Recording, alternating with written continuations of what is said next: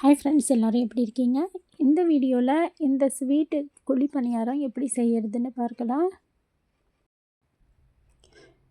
இதுக்கு பெரிய கரண்டியில் 2 கரண்டி இட்லி மாவு எடுத்துக்கணும். அதோட 1 கரண்டி கோதுமை மாவு, 1 கரண்டி ரவை எடுத்துக்கணும். அடுத்து தேங்காய் சின்னதாக இருந்ததுன்னா 1/2 மூடி, பெருசாக இருந்ததுன்னா 1/4 மூடி எடுத்து துண்டு துண்டாக வச்சுக்கணும். 4 ஏலக்காய் போட்டு கொரப்பாக இந்த மாதிரி தேங்காய் மிக்சரில் அரைச்சி அதையும் கலந்துக்கணும்.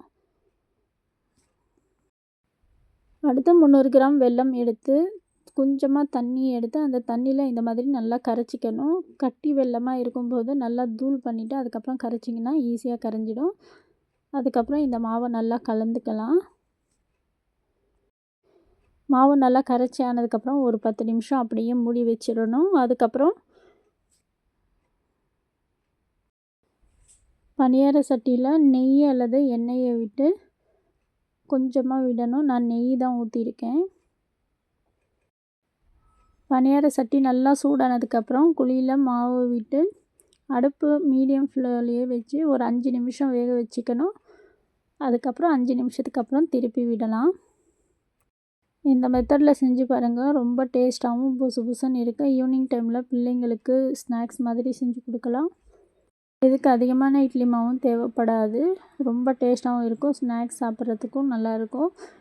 ஸ்வீட்டுக்கு 300 கிராம் நான் வெல்லம் சேர்த்துருக்கேன். உங்களுடைய ஸ்வீட் எந்த அளவுக்கு தேவையோ அதுக்கேற்ற மாதிரி கூட குறைய சேர்த்துக்கோங்க.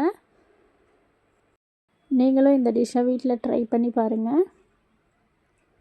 பிள்ளைகளுக்கு வெளியே கடையில் சாக்லேட், பிஸ்கெட்ஸ் அந்த மாதிரி ஐட்டம்ஸ் வாங்கி தரதை விட இந்த மாதிரி வீட்டில் செஞ்சு தரும்போது இது ஹெல்த்தியாகவும் இருக்கும், உடம்புக்கும் எந்த கேடும் இருக்காது. நீங்களும் ட்ரை பண்ணி பார்த்துட்டு எப்படி இருக்குதுன்னு கமெண்ட் பாக்ஸில் சொல்லுங்கள். இந்த வீடியோ பிடிச்சிருந்தால் லைக் அண்ட் ஷேர் பண்ணுங்கள். Thank you friends. தேங்க்ஸ் ஃபார் வாட்சிங்.